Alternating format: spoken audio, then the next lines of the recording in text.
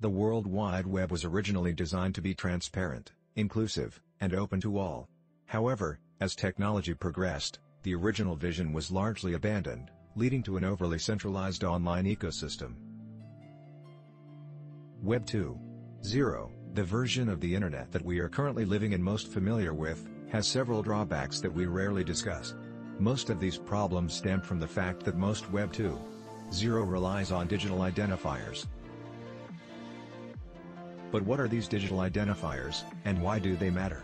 In the simplest terms, digital identifiers are used by third-party service providers to validate a user's identity. These are primarily managed by big tech companies like Facebook, Google, Amazon, network operators, email service providers, and other online platforms that allow users to access the World Wide Web. A common example of digital identifiers is the OAuth 2 option, which almost everyone uses. You are asked to register whenever you wish to access a new platform, such as an e-commerce store or a social media app.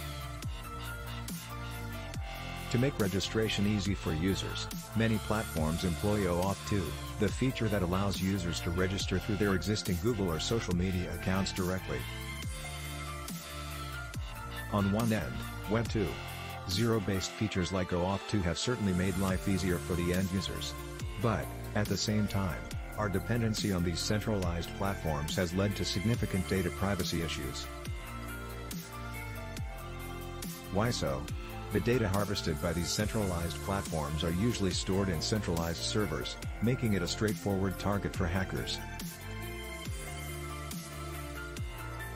Since users don't have any control over their data stored in these servers, data can be readily misused, often without the user's consent.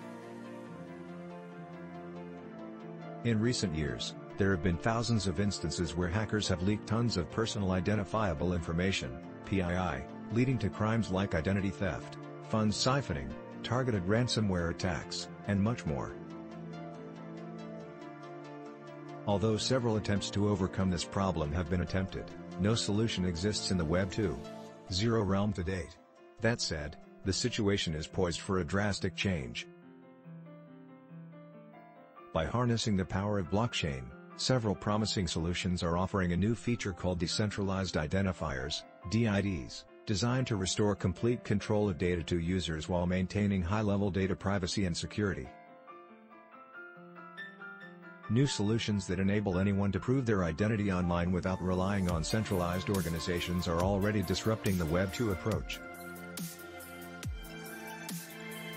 These efforts have given birth to the idea of decentralized identity or DID, a disruptive approach to identity and access management, IAM. The most valuable objective of decentralized identities is establishing global standards that allow all Internet users to effectively control which online applications and services can access their personal information. Moreover, it will also help limit the amount of PII shared with apps and services.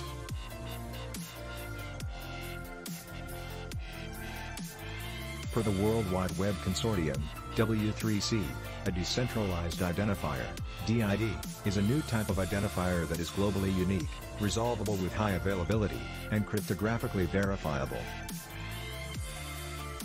DIDs are typically associated with cryptographic material, such as public keys, and service endpoints, for establishing secure communication channels.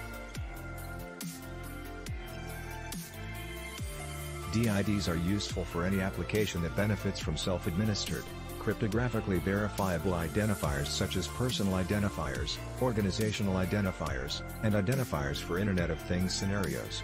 To clarify, DIDs exchange information on a peer-to-peer, peer-to-peer basis. No centralized intermediaries store personal data or facilitate the exchange of data. Since the exchange happens directly between the sender and the receiver, DIDs are far more secure than existing identifiers.